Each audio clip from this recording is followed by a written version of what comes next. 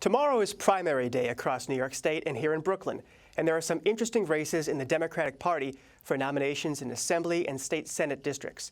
There are also a slew of party offices on the ballot, positions like County Committee, State Committee, and Delegate to the Judicial Convention. Whether you know it or not, if you're a registered Democrat like most Brooklyn voters are, there are people in those posts now representing you. Whether you admit it or not, and I'll cop to it, most people have no idea what those offices are or, frankly, whether they matter. Here to help us size up those races, walk through those mysterious titles, and talk about the primary process are three veteran observers of politics. Max Jaeger from the Brooklyn paper. Welcome, Max. Thanks. Eric Friedman from the Campaign Finance Board. Thanks for being on, Eric. And Andrew Sloat, the former president of the New Kings Democrats. Hey. Thanks for coming on, Thanks. Andrew. So, Max, tell us, a lot of races on the docket. Which ones are you focusing on most? So two of them that we're really interested in at the Brooklyn paper are the 46th Assembly district race and the 19th State Senate race. The 46th is particularly interesting, I think, because it speaks to a larger struggle between, this is a district that goes from Bay Ridge down the waterfront and then Coney Island and Seagate. So this is a larger struggle between those two neighborhoods for representation, and it's also sort of a larger struggle between two political clubs that are active in these neighborhoods, the Bay Ridge Dems and the United Progressive Democratic Club in Bensonhurst, but also it has a foothold in Coney Island as well. So you know, you see these two assembly races, but also there are district leader races and city council races coming up that these will influence, I think. Interesting. Okay, that's the 46. You mentioned the Senate, the 19th district. That's Yes. Roxanne Prasad. Roxanne Prasad, district now. It's the former John Sampson Correct. district. Correct. And she's fending off Mercedes Narcisse, who is a nurse and a community activist in the neighborhood, someone who was formerly allied with the Thomas Jefferson Club, which is run by the county chair, Frank Sedio. They kind of had a falling out a few years ago, so this is seen as a challenge to his party, or his power, rather. Interesting.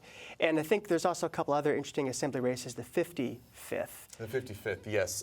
That one is Latrice Walker, who's the incumbent facing Darlene Mealy, who is a term-limited city councilwoman. Recently, Walker told a fundraising party in Brooklyn Heights that she was concerned that there might be some irregularities on polling day because Mealy is district leader, and part of her job, which I think we'll get into, is polling sites, staffing polling sites. So I think that's something to watch on election day especially. But you know, from where we're sitting, we think that Walker's going to win. There might be some drama though on election day. So Andrew, tell me, New Kings Democrats, do you have horses in any of these races? What's your role come tomorrow? The race that we're most excited about right now is a district leader race in the 50th district, which is primarily Greenpoint and some of Williamsburg.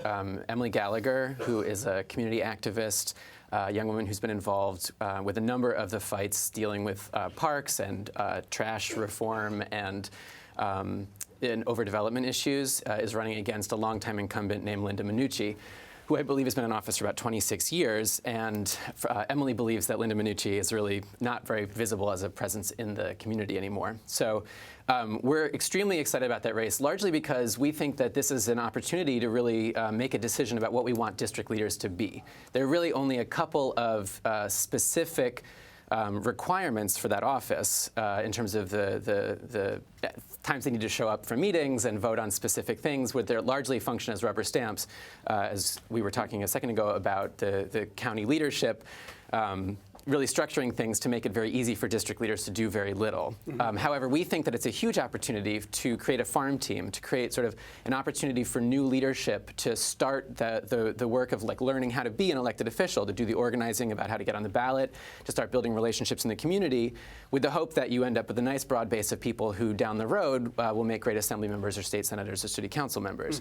So we're really excited about Emily's chances. We've been working really hard to make sure that not only that people know about the race, which is really the #1 hurdle, but second, to make sure that she is as well prepared as possible, as this is her first step in, hopefully, we think, a long career in local politics. So Eric, here's the cue for you to come in. People try to learn more about these races. You know, visibility for these races typically is not great. Yep. Is there anything out there for voters who want to learn more, want to figure out if they have to vote tomorrow, for one thing? Sure. Well, part of what we do with the Campaign Finance Board through our voter engagement campaign, NYC Votes, is we publish a voter guide to let people know about the candidates who are running for these various offices. So if you go to our website, www.nyccfb.info/voterguide, we have You can type in your address and see who the candidates are on your ballot for the state assembly and state senate. But you're right that we have. I think these primaries are generally low information elections, which leads to low turnout. It's something we're working against. But our turnout rates have to come up. We are. In 2014, we were 46th in the nation. Turnout in these primaries is usually in the mid to high teens among registered Democrats. As a result, they're largely controlled by the people who have the most intense interests in the outcome. So, one of the things that we're doing to help change that through NYC Votes is to push for changes in state law to open up the process, make it easier for people to vote, make it easier for people to register. We've been pushing an agenda that includes opening up early voting. Brian mentioned early voting at the top of the show. 33 states have it. New York doesn't. Mm-hmm. We've been pushing the Voter Empowerment Act, which will make it easier for people to register. It'll change the party registration deadline. So if you were interested in these primaries and wanted to register as a Democrat, you would have had to do it last October in order to vote in this year's primaries. I should say this is a slate of changes that I think someone from CFB was on this very show. I think I was wearing this very jacket last year to talk about any progress so far in Albany in terms of action on them. It's tough sledding. We have an election system that is set up to serve the parties. And if they can control who comes to vote, they can control the outcome. So we're continuing to talk to the public about it and engage people in these issues. Look, people feel strongly about these. The right to vote and to make your voice heard was hard fought and hard won over the years, and letting people know what they can do and what these specific kind of pressure points are. Is really important, and they'll respond. We've had a ton of volunteers come with us to Albany to talk to legislators about these issues. I mean, early voting is a no-brainer. Again, 33 states have at least 2 weeks before election day for people to go out and cast their vote. It's a no-brainer, and it's time that the legislators open up the process to bring more people in. Let's talk about issues in some of these legislative races you're following. Sure. Other than, you mentioned kind of neighborhoods vying for control, fights between different clubs. In terms of the actual issues folks will legislate on, are there disagreements? Or are there ideological forces driving any of these races? Is it about personality? Like, what are people going to vote on come tomorrow? Right. I think to an extent some of this has to do with reform in Albany and whether or not people want to vote in an incumbent, bring back an incumbent or vote in someone who's promising change. But I do think that personality is playing a large role here because a lot of the issues, everyone's talking about affordable housing. Everybody's talking about getting more funding for the MTA or fixing the way that the state runs the budget. So, if speaking generally about the races that we've been watching, I see mostly similarities between the platforms that these various Democrats are running on. And I think that's possibly, a function of their political background.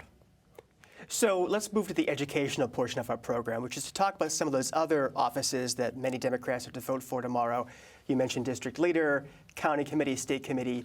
Really quickly, what are those? What do they do? Sure. So we've been talking about district leaders. There are 2 district leaders in every assembly district in Brooklyn.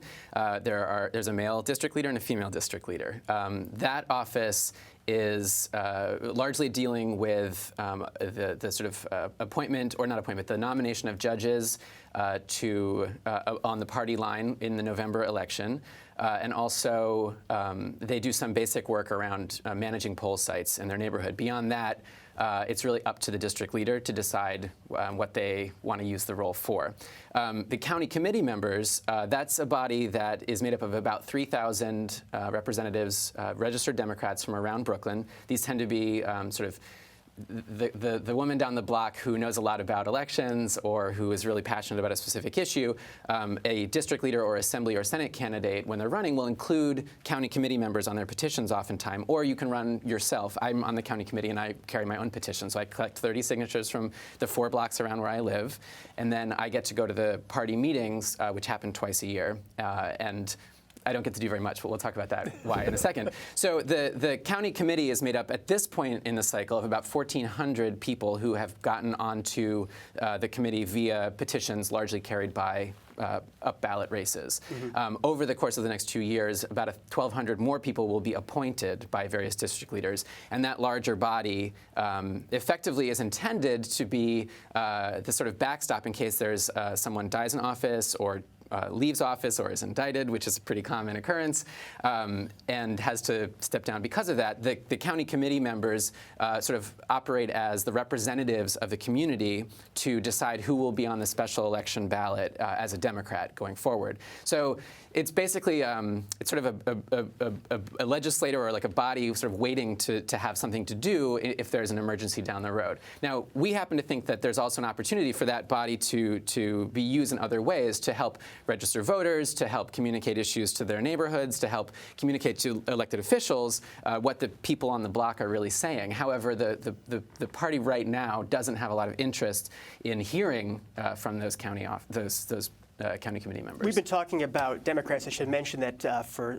other parties, Reform Party, Women's Equality Party, and even one Republican district, there's an opportunity to ballot on the ballot tomorrow, which means basically you can go in and write in someone, and if they win, they go on the official ballot in November. Right.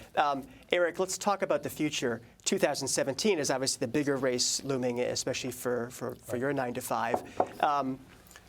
Does anything that's playing out tomorrow sort of set that up, do you feel, or any concerns that we should know about in terms of the 2017 races, the campaign finance end? Well, I'll say this, that one of the real challenges that we have in terms of our voter engagement and voter outreach is making sure that people are just, again, aware and understand the importance of these local offices, right? I think it's, the presidential elections sell themselves, right? And there's a lot of research that shows that the way that people vote is largely determined by their view of the presidential candidates. But I think one of the real problems is that people think that after they vote for president, their job is done. Right. So one of the things we're going to be working on next year is trying to educate people as to, look, you voted in 2016, come back. You got to vote again for mayor, for city council, for your borough presidents. These are all offices that have a direct impact on your life and the lives of your neighbors, the future of your neighborhoods. And what's the voter's edge? I want to make sure we get that in. Sure. Well, so voter's edge, I mentioned the voter guide that we have on our website. We do that in conjunction with an organization called Maplight. And we've partnered up to create this voter guide online that, again, has information about all the candidates for the state legislative offices all the way up to president, including links to their websites and social media feeds and everything like that. Where do people go who want to see that? So again, that's www.nyccfb.info/voterguide. Excellent. Well, thank you all for coming. Very little time to talk about a lot of important stuff, but I feel much better prepared than I have been in the past 20 years of voting to actually cast my ballot tomorrow. So thank you very much, and we'll have you back on maybe in a few weeks to talk about the results.